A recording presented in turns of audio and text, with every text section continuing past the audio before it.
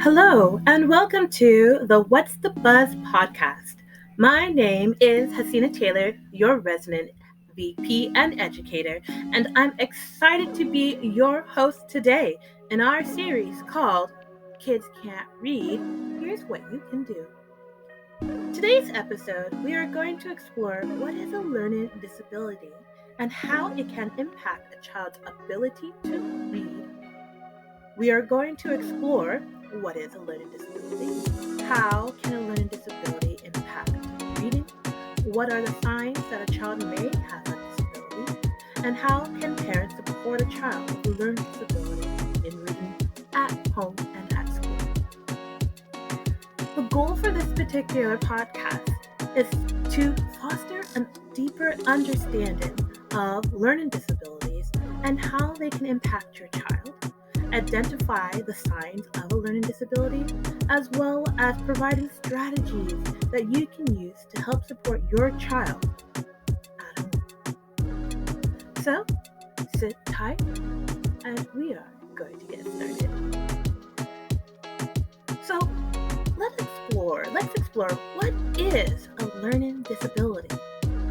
What is it? You might hear that term, perhaps at a parent-teacher interview, or in general, maybe even on TV if you watch particular educational shows.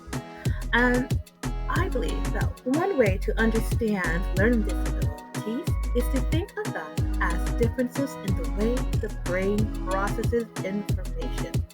Okay?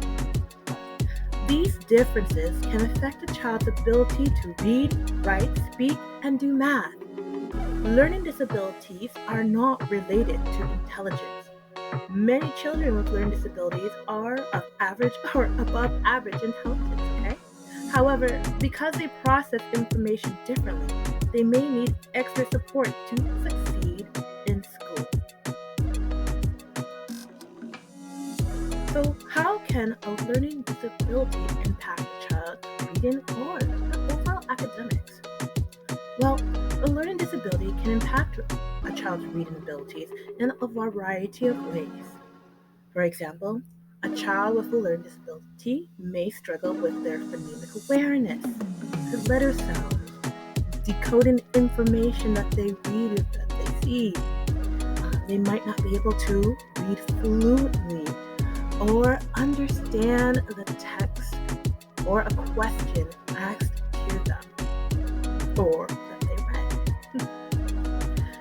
You see, children with learning disabilities may struggle in those areas, but overall, they may struggle to read at the same level as their peers in the classroom, even with instruction and support.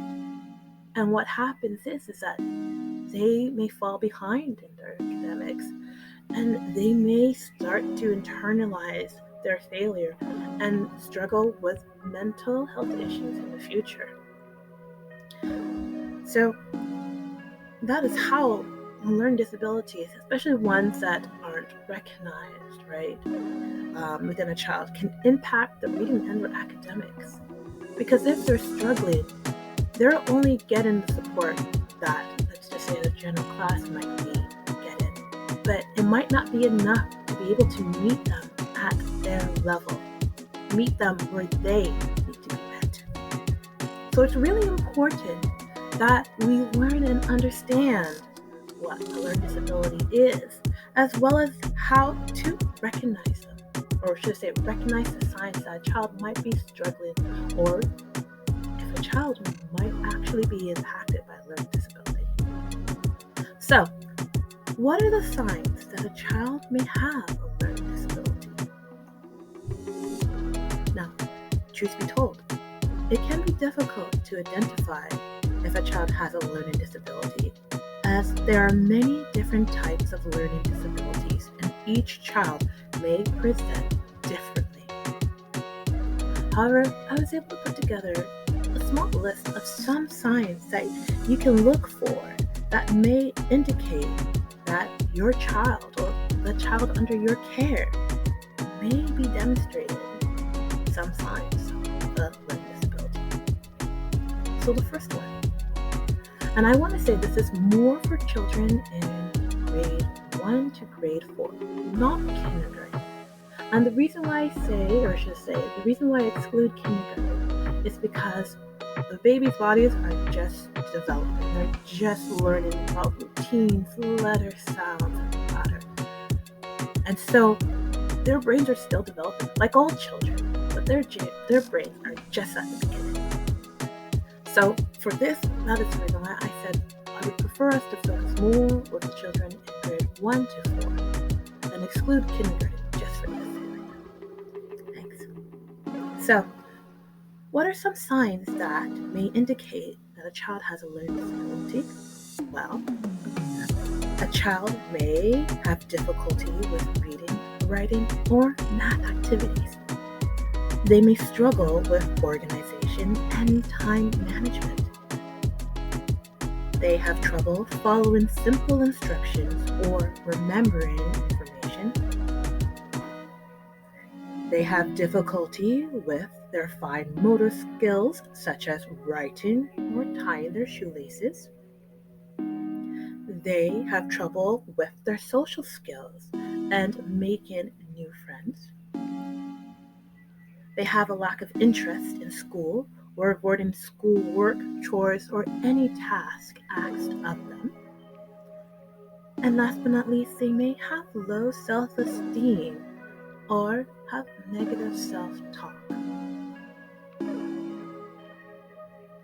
So now that we've looked at some of the signs, here is where you come in. Here is where we come in as parents, guardians, and caregivers to these children that we believe may not have a learning disability. Okay? But more on the lines of that may have a learning disability, if we believe that they do. So, I digress. If you suspect that your child has a learning disability, it is important to seek help from a professional such as a doctor, a child psychologist, or an educational specialist. They can provide a diagnosis, connect you with the right services, and help you develop a plan to support your child's learning. So, at the school level, when I used to be the learning support teacher there, and we suspected that a child could potentially have a learning disability, right?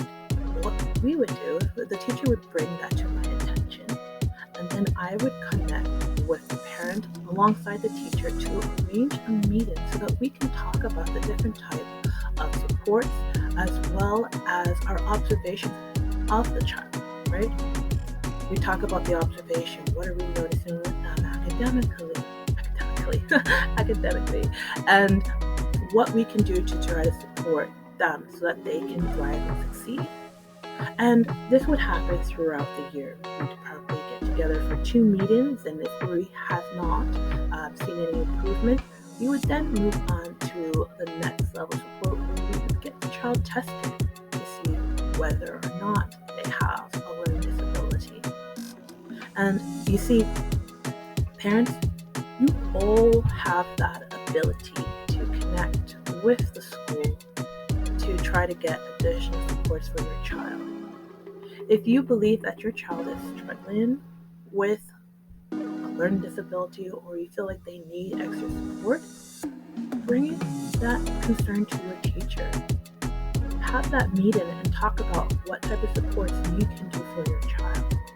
Because by doing that, you are at least getting them the help that they need in the classroom to be able to succeed.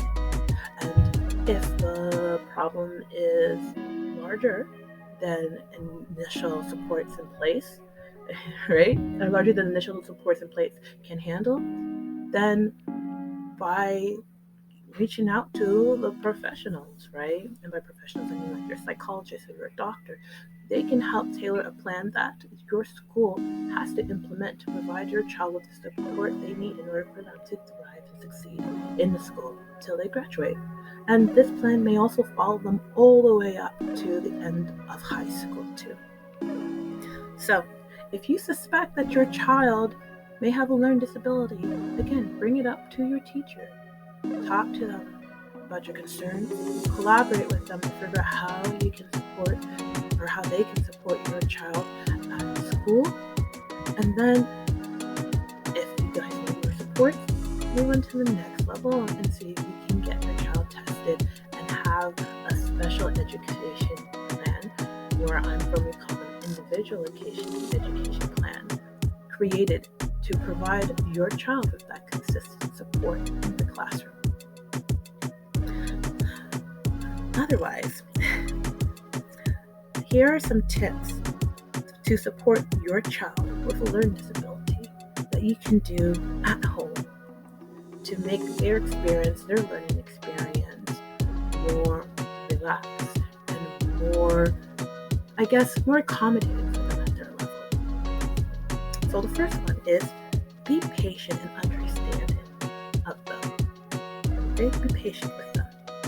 Remember, their brains are working differently. So what may take us a couple of minutes, especially for adults, but what may take us or others less time might take them a little bit more. And that's okay. Right? Be patient and understanding of their abilities and what they can do at that present time. Right? We don't want them to feel guilty or to feel, like they aren't unable to do a particular activity because they're not moving at the pace that somebody else is. We all move at our own pace, right? Sometimes we might just need a little bit of support to get there. Number 2, provide structure and routine. Having a consistent structure and routine helps a child so much because they know what to expect, when to expect it, and they can work towards, or not work towards, but they can work within those limits that are placed for them. Okay? When we provide structure and routine, we are actually helping them with their organization, right? Their planning. Because a lot of children, especially at in grade 1 and grade 4, they're still learning how to organize information, right, and to maintain routines that may be laid out for them at school and at home. But the more structure and routine that you have, though, helps them keep them organized so that they can stay focused and on task for whatever type of activity that they may be working on. So it provides them with less stress if there's so much going on around them and they don't know what to do, because that might be overwhelming to them. And that's the last thing we want our children to feel, right? Overwhelmed, especially when they're trying to learn. Number 3, celebrate successes, no matter how small. Celebrate them. Recognize that they completed their task and they did a great job at it. We want them to build up their self-esteem, right? We want them to feel good about their abilities. Because, a happy child is a happy thing. A happy child's a happy thing, right? We don't want our children to feel demotivated. We don't want our children to feel like they can't accomplish different type of activities. So when they complete something, right, no matter how big or how small, celebrate it. Let them know that we saw what you did and we are proud that you were able to complete that task. Number 4, use visual aids and other learning tools to help your child understand concepts. It's easy for us to talk and tell our children what we want from them. But when we add visual representation, model how to do a particular activity, it goes a long way, right? When a child is able to see what is expected of them, they are able to take that information and to be able to use it as a motivator for them to complete a task. They know what to do because they saw somebody else do it, or they have that visual reminder, or they have that visual there, right? That visual cue to help them do whatever task that they have. So the use of visual aids and other learning tools to help your child understand concepts is great, because sometimes, well, I don't want to say sometimes, children need manipulates. Children need to get their fingers around objects to build a connection to what they're learning by moving around or manipulating the different type of toys, tools, whatever you're using with your child, right? In order for them to be able to understand what you're trying to teach them. And if you don't have, physical tools in your hands, pictures, picture books, posters, newspaper clippings, any type of visual representation helps. It helps build that connection for them so that they can then take that information, right? And work it in a way that meets their needs, right? Where they can take control of their learning and take that information, right? And they can take control of their learning. I guess that's just what I want to say. They can take control of their learning when they have manipulates or when they see visuals, right? They can make that personal connection, and then they can take that information and apply it to whatever activity they're doing. So what was that? 1, 2, 3, 4. Number 5. Encourage your child to take breaks and practice self-care. Yes. Breaks are important, right? Because sometimes when we are working on task or an activity, and this also applies to us grown-ups too, we can be extremely overwhelmed by the work that we have to do. So learning how to break up our activities, right, is important. Why? Because it reduces our stress levels, right? It gives our brain a break. It gives our brains a break, right? Able to take a pause, take a breather, walk away from it, come back, and then try to work on that task again. And it is also a way it's also a way to teach us. When we take breaks, it's also helping us learn how to step back from a challenge and to step back from a challenge if we're struggling on it, and to just take a breather, take a break, not stress so much over it. Because sometimes stress can cloud our judgment. Sometimes stress can just make us so anxious that we lose sight of the problem when we're working on a task. So, encourage your child to take breaks and practice that self-care, right? If you're struggling, take a break and then try again. If it doesn't work, take another break and then try again, right? We want them to be able to problem solve. We want our children to be able to problem solve. We want them to be able to think of different ways of being able to solve a problem. But if we keep trying to hammer it one way over and over and over again, right, we're not necessarily going to get far. When we take those breaks, it gives us that time to stop and reflect on what we did and how we can try to solve that problem maybe in an alternative way, right, compared to what we initially did. And last but not least, advocate for your child's needs in school and other settings. Advocacy, parents, guardians, caregivers, advocacy. Okay? You need to advocate for your child.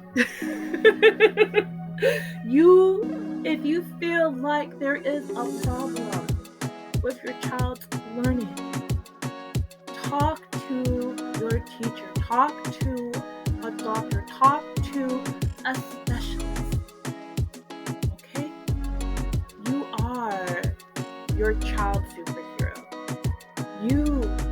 If you notice something strange, out of the ordinary, or if you're concerned about their academics, you need to let people know need to let somebody know. You need to let your teacher, your child's teacher know. You need to let your doctors know, right? Your child's doctors know. You need to let them know, because they're not going to know unless somebody speaks up.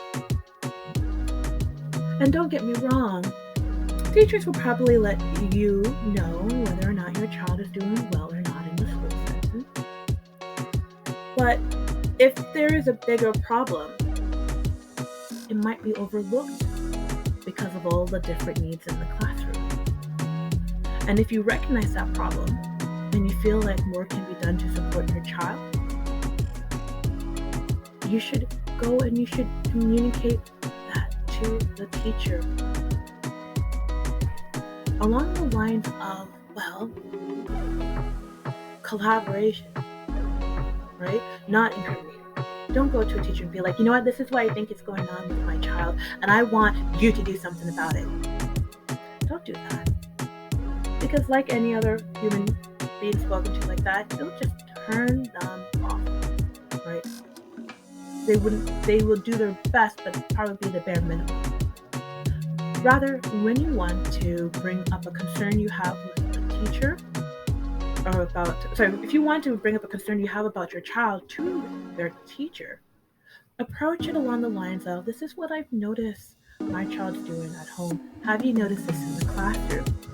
If they notice something in the classroom, ask them, can you tell me what type of supports do you use? Because I'm looking for supports myself that I can use at home so that they are able to grasp and understand whatever the task that they're doing. You see, everybody, you want to approach it as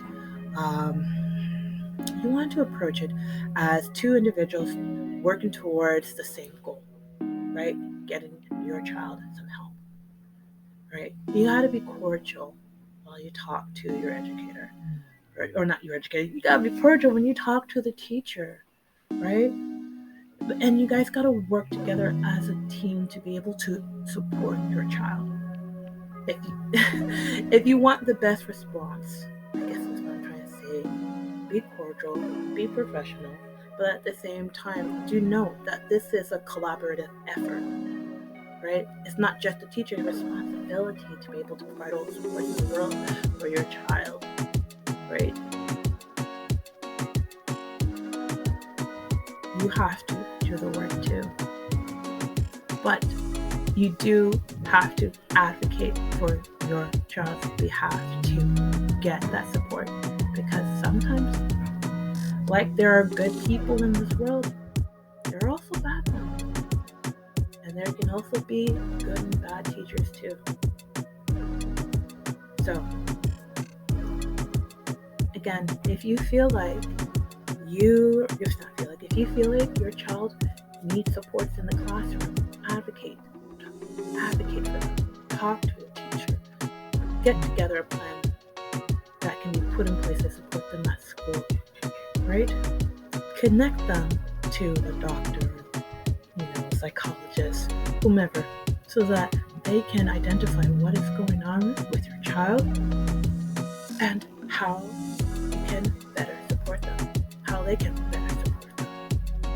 so that they have the tools and the supports in place so that they can succeed inside and outside the classroom. So I do hope that was clear, and I do hope that was helpful to everyone. And I just want to quickly recap all the topics that I just briefly touched on before I wrap up this wonderful podcast today, this wonderful episode today. So, to recap, what is a learning disability? A learning disability is a neurological condition that can affect a child's ability